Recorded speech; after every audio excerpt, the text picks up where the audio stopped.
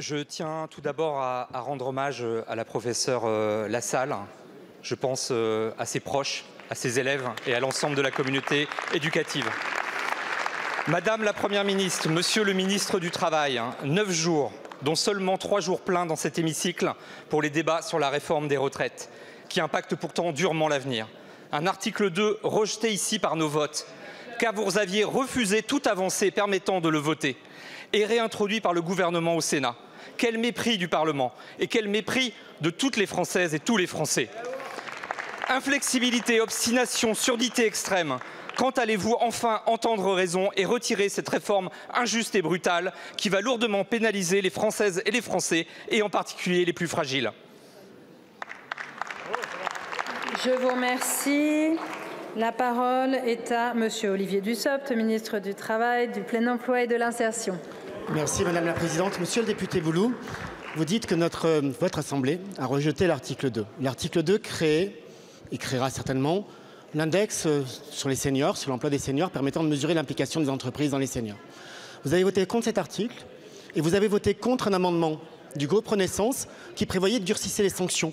C'est à moi de vous demander comment vous expliquez cette position. Je vous remercie, Monsieur le ministre. Monsieur Boulou. La réforme des retraites que vous vous obstinez à imposer sera brutale et injuste pour les femmes, qui ont plus souvent que les hommes des carrières hachées. C'est le ministre Riester qui en parle le mieux d'ailleurs. Injuste et brutale pour nos infirmières, qui avec une espérance de vie de 78 ans, vivent 7 ans de moins que le reste des Françaises. Injuste et brutale pour les travailleurs handicapés qui connaissent un taux de chômage supérieur de 4 points comparé à l'ensemble de la population active et qui sont 2 fois plus souvent à temps partiel.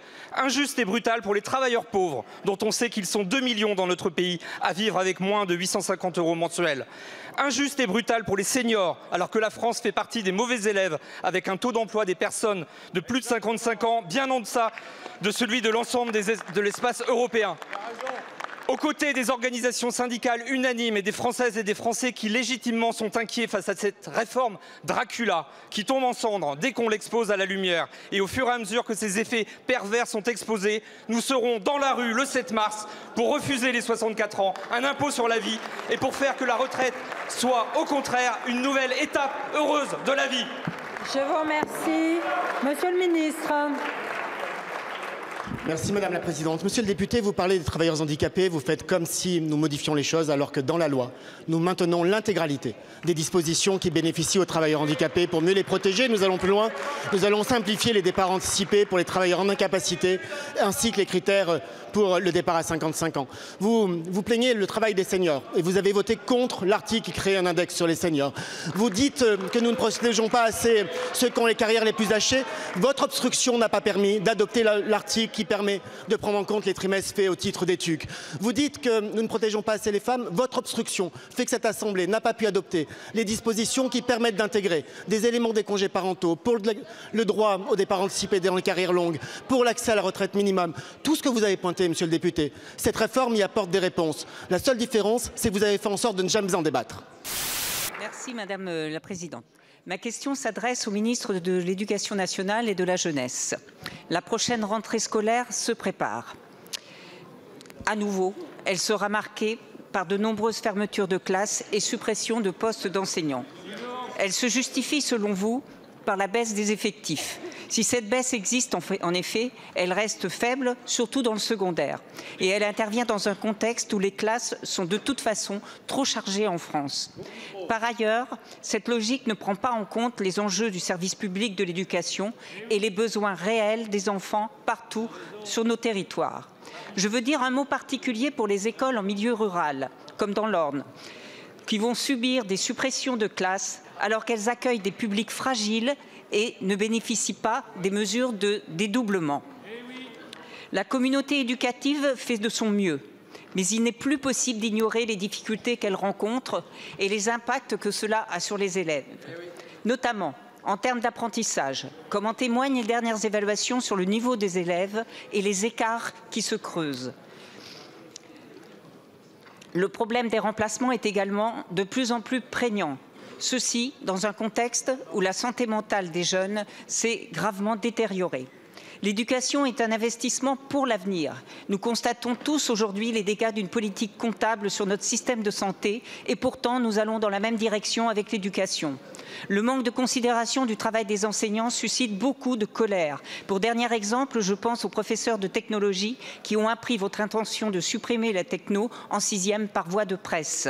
Je pense aussi à la négligence envers les lycées professionnels, également envers l'enseignement agricole. Au total, une crise de vocation se crée dans l'enseignement dont les conséquences seront néfastes pour les enfants et pour la société dans son ensemble. Alors, Monsieur le ministre, au regard de la situation actuelle, pourquoi ne pas profiter de la baisse des effectifs pour répondre aux besoins des élèves, aux difficultés du service public de l'éducation et faire retrouver à l'école son rôle d'ascenseur social? Merci beaucoup. La parole est à Madame Sarah El Haïry, secrétaire d'État chargée de la jeunesse et du SNU.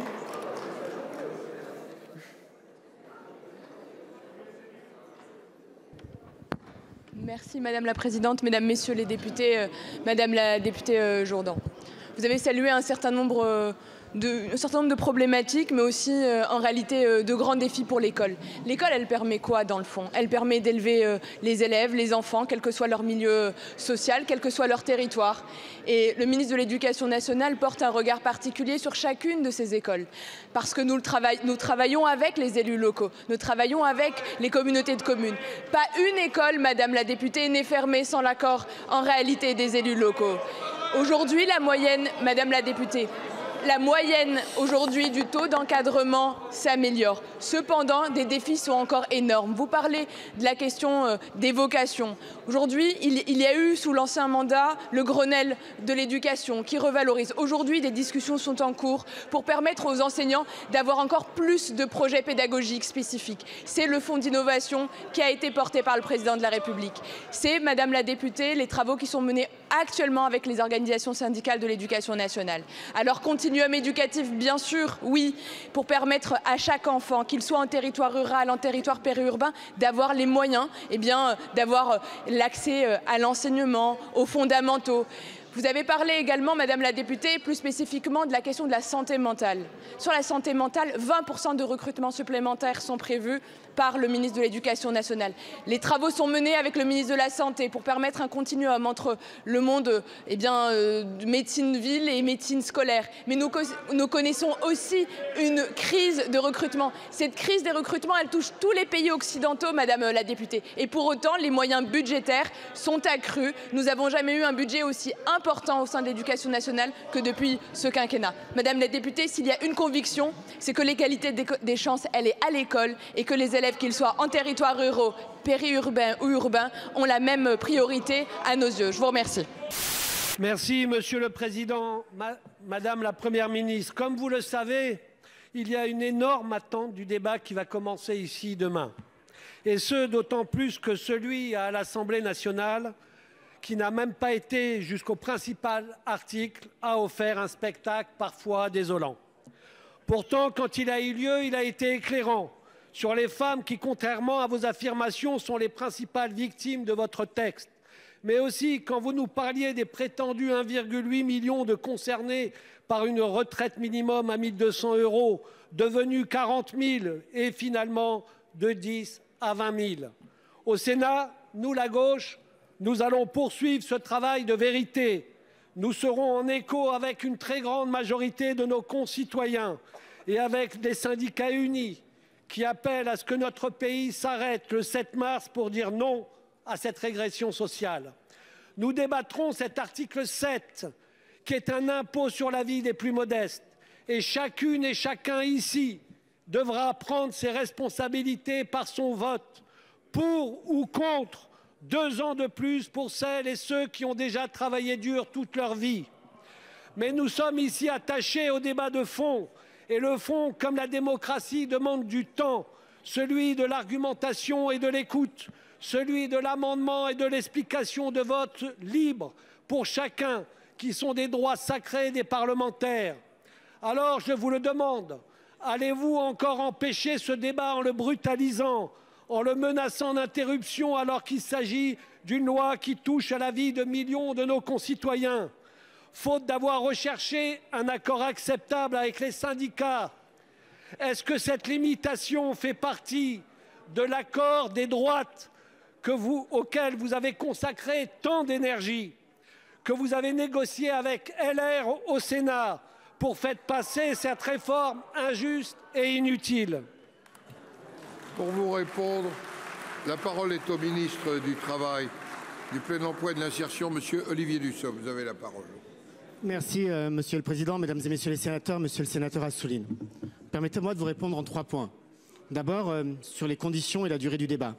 Le gouvernement, bien évidemment, espère que le débat qui s'ouvre demain au Sénat permettra d'examiner, de débattre, de discuter de chacune des dispositions du projet de loi et ainsi d'avoir un débat éclairé sur la totalité des articles, la totalité des dispositions et la totalité du projet. Vous dites, à raison d'une certaine manière, que le débat à l'Assemblée nationale n'a pas pu aller au bout. Mais ce n'est pas au gouvernement qu'il faut en faire le reproche. C'est à vos alliés, ce sont à vos alliés de la France insoumise qui, avec 18 000 amendements, parfois quelques outrances, n'ont pas permis d'aller au bout. Vous dites, monsieur le sénateur, que ce débat sera pour vous l'occasion de pointer des vérités. Permettez-moi d'en rappeler une et de confirmer un chiffre que vous avez donné. Avec cette réforme de retraite, nous prévoyons une pension minimale pour les assurés qui ont cotisé toute leur carrière au niveau du SMIC. Et je vous confirme 2 chiffres. Un que vous avez cité. Grâce à cette pension, parmi les 17 millions de retraités que compte aujourd'hui notre pays, 1 800 000 bénéficieront d'une revalorisation et la moitié d'entre eux auront une revalorisation entre 70 et 100 euros. Peut-être que vous ne trouvez que ce n'est pas assez, mais ça signifie, si vous ne trouvez pas assez, cela pas assez, c'est que vous êtes assez déconnecté du niveau des petites pensions et de l'importance de la revalorisation pour celle-ci. Et puis, cette réforme, elle va permettre à un nouveau retraité sur 4, 200 000 par an, d'avoir là aussi une pension meilleure, avec la perspective, puisque c'est notre objectif, de garantir 85% du SMIC pour une carrière complète payée au niveau du SMIC. Enfin, monsieur le sénateur, vous dites chacun devra prendre ses responsabilités. C'est une réalité. Nous travaillons avec tous les groupes qui le souhaitent. Et si nous pouvons avancer sur les droits familiaux avec la majorité sénatoriale, j'en serai le premier heureux. Mais prendre ses responsabilités, c'est aussi assumer les positions de votre famille politique. J'ai entendu votre chef de parti, monsieur Faure, défendre la retraite à 60 ans avec 43 annuités. C'est une machine à décote, c'est une machine à pauvreté et c'est une machine à petite pension. Merci Monsieur le Président. Monsieur le Ministre, hier, puissance agricole et 2e exportatrice mondiale de produits agroalimentaires, la France est passée au 5e rang en 20 ans. Ces importations ont suivi le sens inverse et représentent aujourd'hui près de la moitié des produits consommés par les Français chaque jour. Nous ne sommes plus le grenier de l'Europe. Nous sommes déficitaires en matière alimentaire depuis 2015. Le nombre d'exploitations ne cesse de diminuer, tout comme les cheptels, et l'on observe un taux inquiétant de déconversion dans l'agriculture biologique. Après 5 ans et demi d'action gouvernementale, la situation des agriculteurs ne s'est pas améliorée, loin de là. Le taux de suicide chez les exploitants agricoles est le plus élevé de toutes les catégories socioprofessionnelles. La transmission des exploitations reste un problème majeur. En 25 ans, le prix des terres agricoles aura doublé. Dans 10 ans, 50% des chefs d'exploitation seront en droit de partir à la retraite. La profonde crise des vocations s'explique avant tout par l'absence d'un revenu décent et par le coût de plus en plus élevé du foncier agricole. La proposition de loi pour lutter contre l'accaparement du foncier agricole déposée par votre majorité avant les présidentielles de 2022 n'a répondu en rien à la problématique de concentration du foncier et des outils de production. À l'heure actuelle, l'État démontre un manque total d'ambition. Or, les crises se succèdent et vont se multiplier très rapidement. Montrer à quel point notre agriculture était fragile. La France est déjà depuis 1 mois en situation de sécheresse. Le véritable modèle agricole français que nous voulons défendre doit être pérenne, familial, respectueux des humains, des animaux et des sols, et c'est celui qu'il faut préserver à tout prix. Nos territoires et nos citoyens ont besoin de la polyculture élevage, de la multiplication des circuits courts, des relocalisations avec des chaînes d'approvisionnement alimentaire sûres, non soumises aux aléas climatiques et géopolitiques. Préserver notre souveraineté et notre sécurité alimentaire est un gage d'indépendance et de survie. À cet égard, les intentions de l'État quant à la ratification des accords UE-Mercosur, du CETA, de l'accord libre-échange avec la Nouvelle-Zélande, autant de portes ouvertes à une concurrence déloyale, ne sont toujours pas claires. Monsieur le ministre, nous avons besoin d'une trajectoire d'adaptation précise et cohérente face à tous ces enjeux et le temps presse. Quand allez-vous proposer une véritable politique agricole? Pour vous répondre, la parole est à Monsieur Véran, porte-parole du gouvernement. Oui, Monsieur le Président, Mesdames et Messieurs les sénateurs, Monsieur le sénateur Christian Redon-Sarrazy, je vous écoute, on peut être que d'accord sur le constat que vous faites. Vous avez raison de rappeler que d'ici une dizaine d'années, près de la moitié des agriculteurs sera parti à la retraite et qu'il nous faut absolument rentrer dans une logique de renouvellement des générations. Vous avez raison aussi de souligner qu'il faut profiter de ce renouvellement des générations. Ça avait été le cas d'ailleurs dans les années 60, lorsqu'il y avait eu une planification agricole, avec déjà un grand renouvellement générationnel dans le monde agricole. Il faut pouvoir accompagner les transitions, c'est-à-dire répondre à la demande des jeunes agriculteurs qui sont des gens qui aiment la terre, qui aiment cultiver, qui veulent être propriétaires de leurs moyens de production et qui veulent pouvoir vivre de leur travail décemment. Ainsi, la question du revenu est une question qui compte. Elle n'est pas unique, mais c'est une question qui est centrale.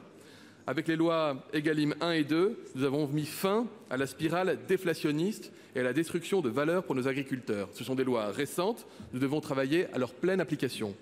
Au-delà, nous devons surtout assumer un discours clair collectivement. Nous voulons une alimentation saine, sûre, durable, respectueuse de l'environnement et de la biodiversité. Et oui, monsieur le sénateur, tout ça, ça a un prix. Nous voulons garder un outil de production agricole en France, ne pas dépendre des importations étrangères qui n'ont pas les mêmes standards. C'est ce qu'on appelle aussi la souveraineté alimentaire française. Et oui, cela a un prix. Et c'est la même logique que celle de la réciprocité des normes que nous avons ancrée dans le débat européen depuis la présidence française. Le revenu agricole, c'est aussi une retraite digne et des avancées ont été adoptées en la matière. Je salue notamment les lois Chassaigne 1 et 2, mais aussi la loi Dive que le Sénat vient d'adopter, qui prévoit que le gouvernement devra travailler aux conditions d'une pension calculée sur les 25 meilleures années à partir de 2026. Et avec la réforme des retraites dont vous vous saisissez, on va permettre concrètement d'améliorer, revaloriser 350 000 retraites avec 100 € en plus en moyenne pour une carrière complète. Enfin, monsieur le sénateur, l'avenir de l'agriculture, c'est assumer et accélérer les transitions. Vous l'avez dit, je partage, je n'insiste pas. Merci, monsieur le président. Monsieur le ministre, malgré les moyens du Ségur de la santé et ses promesses d'attractivité pour l'hôpital public continue de faire face à un absentéisme important et pallier aux nombreux postes vacants. Si l'intérim médical est nécessaire pour répondre aux difficultés temporaires de recrutement, l'usage abusif qui en est fait conduit, je vous cite, à un intérim cannibale qui rémunère injustement le nomadisme professionnel, détruit la cohésion des équipes. Certains professionnels sont devenus de véritables mercenaires de la santé, font monter les enchères hebdomadaires du marché de l'intérim à 2 000, 3 000 € par jour, voire plus sur certaines périodes tendues. En comparaison, un jeune praticien à l'hôpital perçoit un salaire mensuel d'environ 4 500 € pour un engagement sans limite auprès de ses patients. Pour répondre à cette injustice, la loi de 2021 a encadré les tarifs de l'intérim médical avec un plafond fixé par décret à 1 170 € bruts pour une mission de 24 heures. Son application, prévue en octobre 2021, a été décalée afin de prévenir les dysfonctionnements. À un mois de la mise en œuvre de la nouvelle échéance fixée au 1er avril, nous sommes alertés par les praticiens hospitaliers, notamment dans les services d'urgence, qui peinent à boucler les plannings, faute d'intérimaires acceptant les nouveaux tarifs. Avez-vous envisagé la réquisition de ceux qui profitent du système au mépris du serment d'Hippocrate pour éviter des fermetures de lits ou d'urgence? Quelles mesures avez-vous prises pour éviter un nouveau recul dans le respect du temps de travail des praticiens hospitaliers titulaires et des patients qui ne doivent pas être les victimes collatérales de cette guerre de tranchées entre le ministère et ses mercenaires? Pour vous répondre, la parole est au ministre de la Santé et de la Prévention, M. François Braun. Merci, Monsieur le Président. Mesdames les sénatrices, Messieurs les sénateurs, Madame la sénatrice Le Houerou. La régulation de l'intérim médical est une constante et une préoccupation du législateur depuis au moins 2 mandatures. Et vous avez rappelé récemment une loi, la loi RIST 2021, s'est aussi attachée à ce sujet. Je suis aussi très attentif au fait que votre Assemblée, le Sénat, surveille de près la mise en application des lois. C'est pour cela que je me suis engagé à mettre les décrets d'application de cet article sur l'intérim médical en action dès début avril. Bien entendu, et vous l'avez dit, cela ne vise pas l'intérim médical habituel, mais bien les dérives de l'intérim médical. Ces dérives qui, fort heureusement, ne sont que minorité dans l'ensemble de l'intérim médical. C'est d'abord une question d'éthique, mais même au-delà de cette question éthique, il faut rappeler quelques chiffres, vous l'avez fait. 359 millions d'euros, c'est le coût pour les hôpitaux de l'intérim médical en 2021. Vous parliez de chiffres jusqu'à 3 000 €, ça va même jusqu'à 5 000 € les 24 heures, là où le cadre, vous l'avez rappelé, est de 1 170 €. Au-delà du côté financier, c'est aussi un véritable outil à détruire les équipes hospitalières et l'engagement des praticiens, là où vous avez 2 médecins qui font le même travail et l'un est payé 3 fois, 4 fois, 5 fois plus que l'autre pour la même période. Alors depuis plus d'1 mois, J'ai demandé aux ARS d'animer des concertations locales, territoire par territoire, avec les préfets, avec les élus, pour affiner les diagnostics établissement par établissement. Je leur ai également demandé de construire des solutions avec les professionnels de santé du territoire, mais également avec les CHU, les établissements sièges de GHT, dont c'est la responsabilité. J'en appelle également aux acteurs du privé, des cliniques privées, qui se sont engagés envers moi à suivre le même sens dans la rémunération raisonnée de ces périodes d'intérim médical. Je suis bien sûr avec une attention très particulière l'ensemble des établissements et des établissements qui sont en fragilité, et je peux vous assurer qu'aucun territoire ne restera sans solution. Madame Luero. Entendez le cri d'alarme des professionnels et moi je crains l'impossible mise en œuvre du plafonnement du prix de l'intérim qui démontrerait une fois de plus l'échec de votre politique de santé qui nécessite d'être revue de fond en comble avec la profession. Je crains que le respect du nouveau tarif ne soit un poisson d'avril au mépris de ceux qui s'engagent pour l'intérêt général auprès des patients et sans reconnaissance.